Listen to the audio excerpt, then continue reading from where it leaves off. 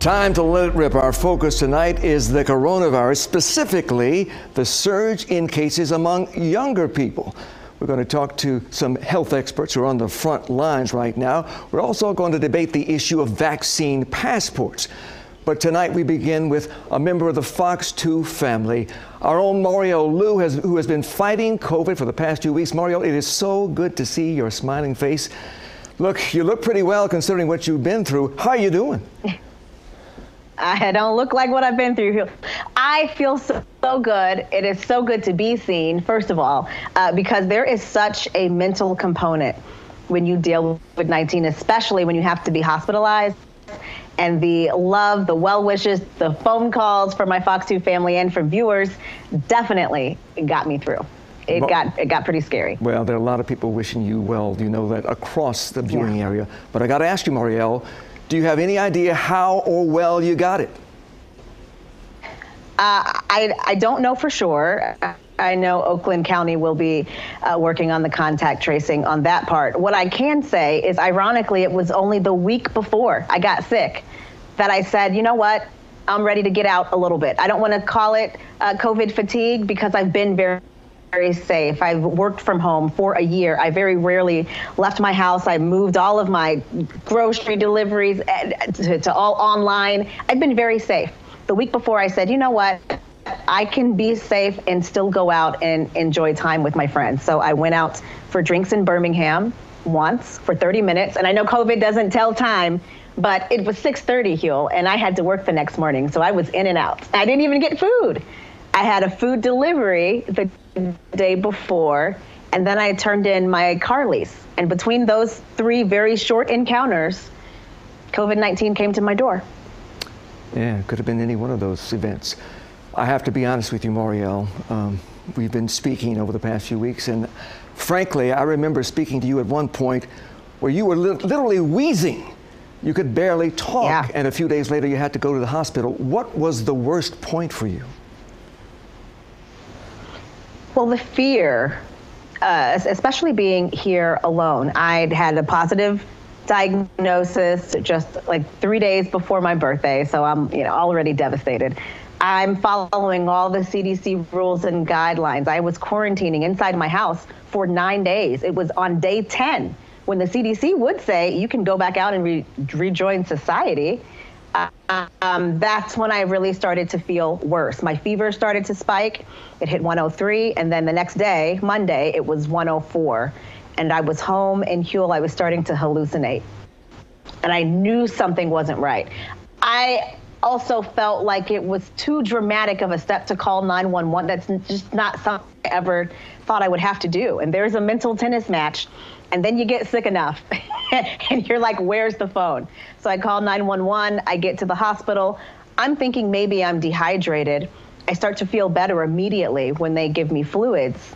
And then they say, oh no, baby, you can't go anywhere. Your vitals are off the charts, not in a good way.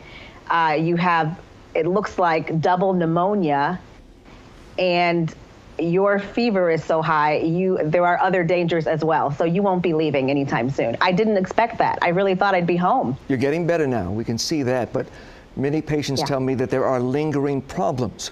Are you dealing with any of those now? Absolutely. I feel like I was already a COVID-19 long hauler. I believe I had COVID-19 in February of 2020 at Mardi Gras, before the state shut down, before we knew we would be in this posture for so long. I experienced a loss of taste and smell. It was a little worse than a flu, but I definitely knew I was sick. That was 2020. This was a completely different strain than what I experienced before.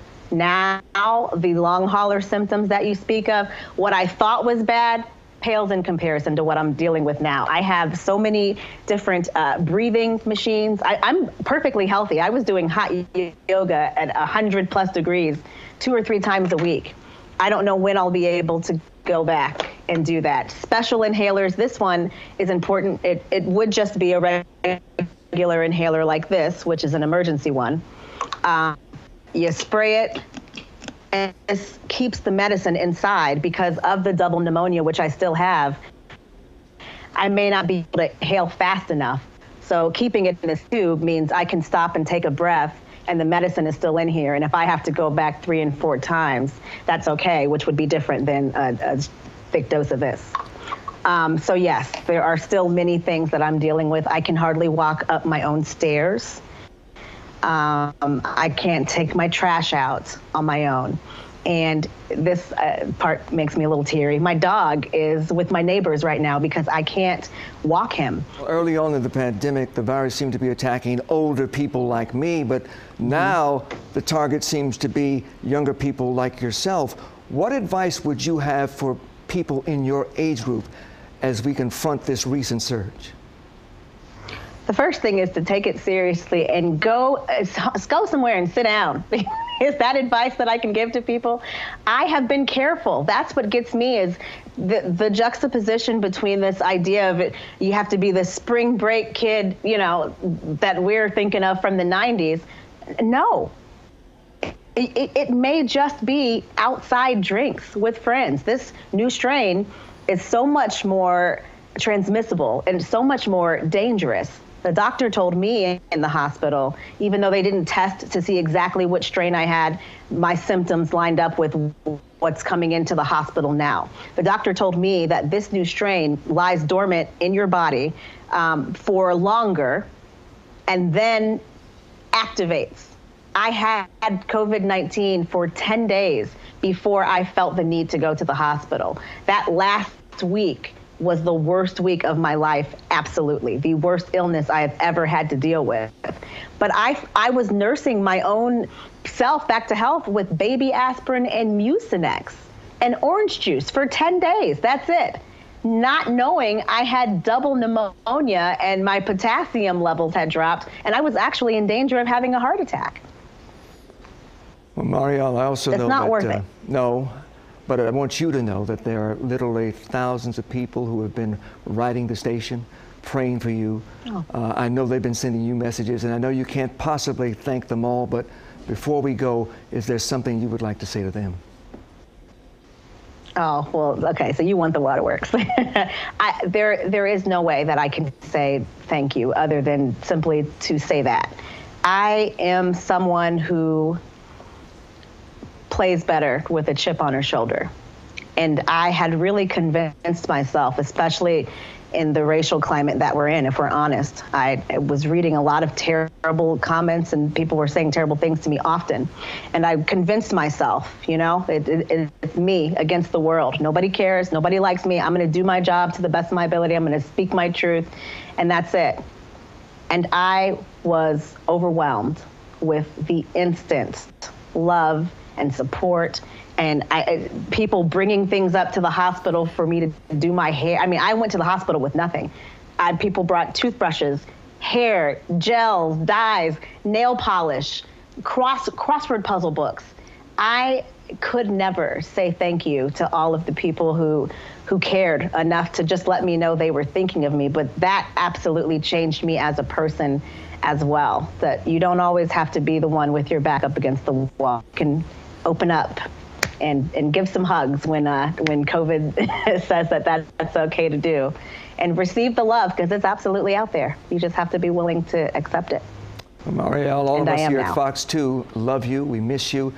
Be well, be safe, and get better soon. Miss you guys. See you soon. You've just heard from Maurielle Lue. Now we're going to bring in our health experts. With us right now, Denise Fair, Chief Public Health Officer for the City of Detroit, and Dr. Sam Allen, pulmonary and critical care physician at Beaumont Hospital in Troy. We thank you both for being here. Dr. Allen, let me begin with you, because how do you explain the sudden jump in COVID cases, especially among young people, 20 to 40 years old? At the same time, we're vaccinating more people than ever before. Well, Huel, I think this is actually a perfect storm. So if you think back to late December, early January, where we had a lull in the action, I think that really presented itself as almost a false sense of security, because in early February, when we were relatively low, we decided to re-engage several segments of the economy, including restaurants, sports, venues. And then all of a sudden the metrics swung in the opposite direction. And we now see more cases of COVID, more hospitalizations from COVID. And what we're seeing now is a much younger population. I know the largest spike is between the ages of 10 to 29, but hospitalized, we're seeing between the ages of 35 and 55. But interestingly, and those that have been vaccinated are least likely group to be admitted now is those over the age of 70. And then if you also look at the fact that not only did we go back to school, but we also now engaged in extracurricular activities and youth sports. And what we found is the sports are not the actual cause. It's the transit to the sport and the after sport events. So it's sitting in the car with multiple members of your team, unmasked, and then the socializing and partying that occurs after. So you take that into combination with now a mutated virus that has a predilection for younger people, it's a perfect storm. And we are seeing much younger people, much sicker now than we did in the first wave. And Ms. Fair, I have to first of all salute Detroit and the amazing job that you and your team were able to do in the first year of the pandemic. At one point, Detroit was a national model of how to beat the virus, but now it's coming back. How do we beat this latest surge? Well, Huel, thank you for that. But let me just say it is too soon to celebrate because we are looking at our numbers and our numbers are headed in the wrong direction. As Dr. Allen mentioned, our hospitalizations have more than tripled in the last 30 days. Our percent positivity when we were celebrating was around 3%. Now we're at 19%. And also the number of cases have more than quadrupled as well. We were at 50 cases per day. And now just as of today, we're at 600 cases. And that's alarming. And as the health officer, I am very concerned. I'm also hopeful, though. I think there are a couple things that we can do.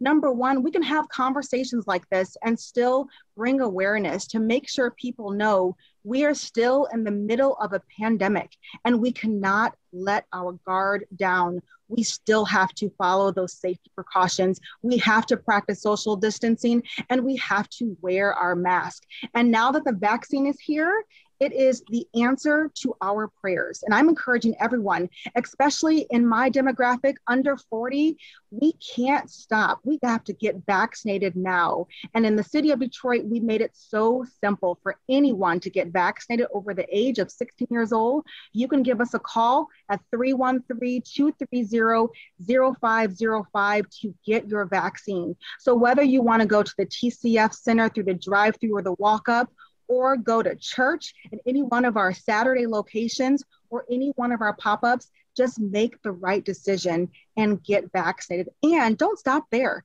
Tell your family, tell your friends that you got vaccinated so that we can get back to some sense of normalcy and save our lives.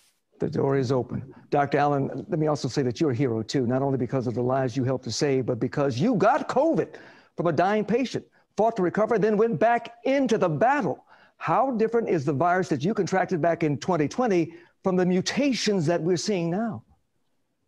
Yeah, I actually had COVID a year ago today. It was March 31st to April 14th. And what I'll tell you is the level of illness, the first surge was something we had never seen before. Now, as we enter what's really known as the fourth surge, up to about 3 to 4 weeks ago, I would have told you that these patients aren't as ill. The last 2 days that I've had at work alone, the level of illness exceeds what we saw in the first surge. The degree of mechanical ventilation is getting more difficult. We are having patients, despite being fully dosed on anticoagulants, have strokes, blood clots, develop renal failure, require dialysis, spontaneous ruptures of the lungs. It is something that, again, we thought we wouldn't see. And now, as we face a more resistant strain of the virus, we're seeing patients a lot younger with these comorbidities. And as you are younger with an intact immune system, your body now has the ability to have that actual reaction. As you get older and you lose the ability to maybe have a fully competent immune system, you may not get as sick. And as Denise was saying, I was saying earlier, on March 8th, we had 38 patients at Troy Beaumont with COVID. As of this morning, April 8th, we have 158. And Ms. Fair, sadly, which is 26%. And it's frightening. And Ms. Fair, sadly, I know people who are more afraid of the shot than they are of the virus itself. What should we be doing to overcome that fear, that mistrust? Sure. So let's recognize it. So vaccine hesitancy is real. We know that. We also know that in Detroit, Black and Brown communities are 2 to 3 times more likely to get COVID and to die from it. So knowing that statistic, the ball is in our court. We have to make the right decision to get vaccinated. Right now, we vaccinated about 20%, actually 22% of all Detroiters. And we have a long way to go before we get to community immunity. But I know we are headed in the right direction. I would just encourage you, if you are having some sort of hesitation about getting vaccinated, call your family, call your friends, talk to your pastor, those who are trusted in your community, so that you can make the right decision for yourself and for your family. Well, before we go very briefly, let me ask both of you very quickly, do you believe we will ever get back to normal, and how long do you think that's going to take? Well, I think, go ahead. Denise. Oh, I was going to say, yeah, absolutely. Again, as I said, I'm very hopeful, but it's not unless everyone, takes this seriously. People need to get vaccinated, but they also have to remember that we are still in the middle of a pandemic, and you have to wear your mask. You have to practice social distancing, and don't let your guard down. So yes, I do want to get back to some sense of normalcy, but it's going to take a little bit of time. And I will tell you, Huel, a year ago, if you asked people, how scared were you of getting COVID? In April of 2020, it was 59% of the population said they were scared. They did a poll a week ago in March. Now there's only 35% of people that feel the fear, where it was 60 a year ago. And the only thing I'd like to say as I leave you is that the most important thing is we cannot mistake progress for victory. We have a long way to go. Dr. Allen, Ms. Fair, thank you so much. The battle is before us, but we are with you in the fight. Again, thank you. All right, coming up. Thank you. We're going to have a debate over vaccine passports. The next time you attend a concert or a sporting event, you may be required to show your cell phone or piece of paper proving that you've already got your shot. Some call it a matter of safety, but others complain it's an invasion of privacy. That's all ahead as Let It Rip continues. Welcome back to Let It Rip. With us now, the rising young Republican leader from Iron Mountain, Bo LaFave, the attorney who calls himself the fighter, Ben Johnson, and as always, the hardest working man in broadcasting, anchor attorney Charlie Langton. All right, guys, we're going to discuss this idea that they're promoting in New York right now. It's the idea of a vaccine passport. By using an app on your phone, you can get into a Broadway play, a basketball game, sporting event, concert, because this phone will prove to the ticket taker that you have been vaccinated. Is this a good idea in terms of public safety or an invasion of privacy? Bo LaFave, what do you think? Well, thank you very much for having me on today. And I'm going to be breaking news on your show today. I will be sponsoring legislation the moment that I get back to Lansing, banning any entity that takes taxpayer dollars from using a vaccine passport in this manner. And to go a step further, this is a violation of an individual's right to privacy to ask about their private medical information. And so my bill goes further and stops businesses from doing the same. But what about public health? You know, back in the days when smallpox was a scourge on this country, the U.S. Supreme Court allowed the nation to demand that the public get a vaccination. So why not then, Bo, make it so that we have to show that we are protected before we encounter the public? Well, first of all, vaccines protect you against the virus. So if you feel concerned about contracting COVID-19, I encourage you to get vaccinated. I have already had COVID-19. I'm not going to be getting the vaccine because let somebody else get it at least first. Make sure everybody else has an opportunity to get it. But I certainly advocate getting the vaccine. But why is it anybody else's business what my private medical information is?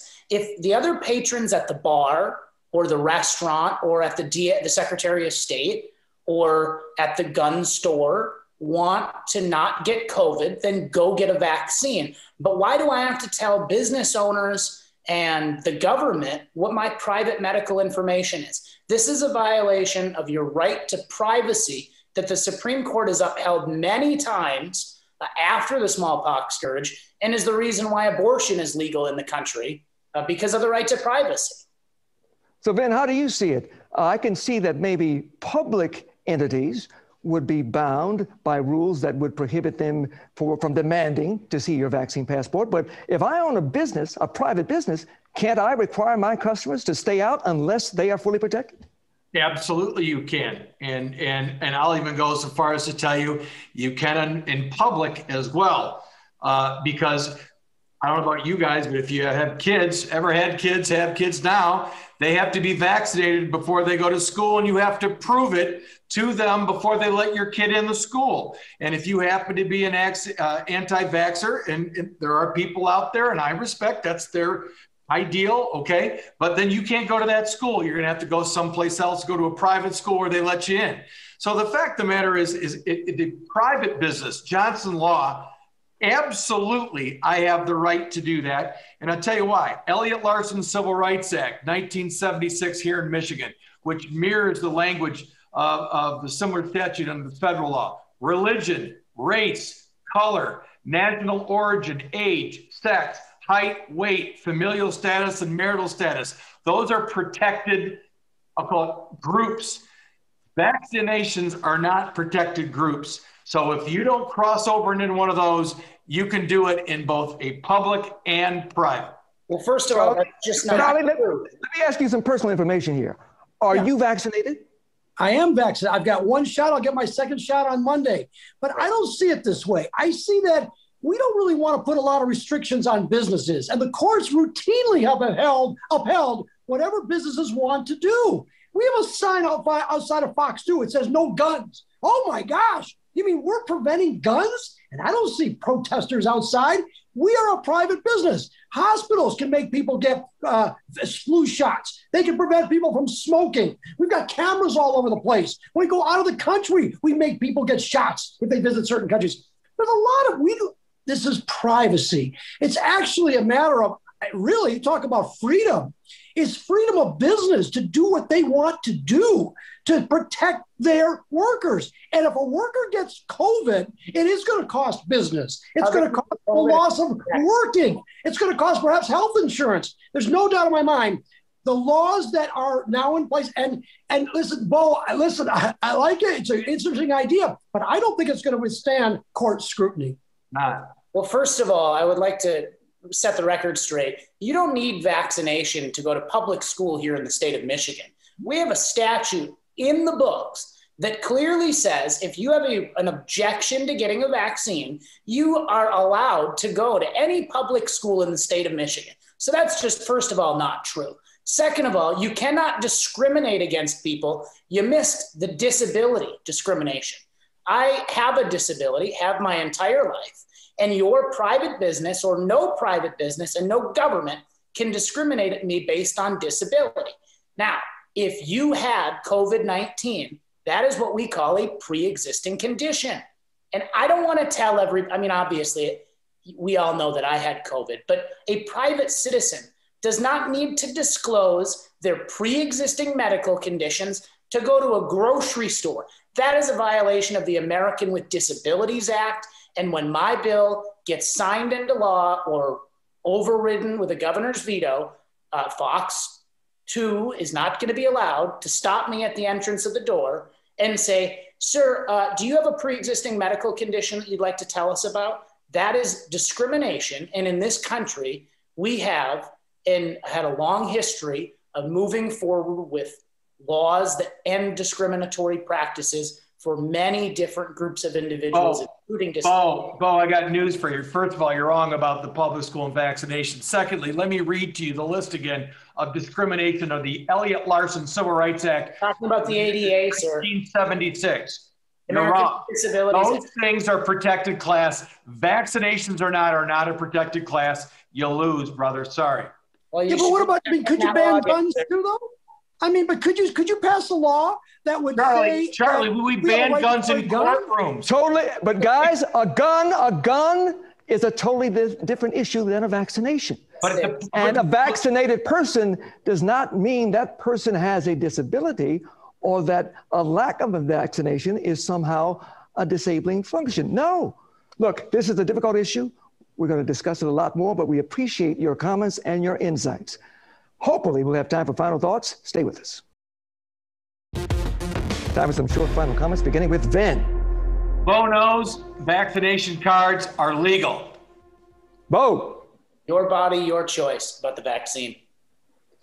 Charlie. Get the vaccine, and those passports are legal. Dr. Langton, I agree with you. Guys, thanks for being here, and we thank you for watching this edition of Let It Rip.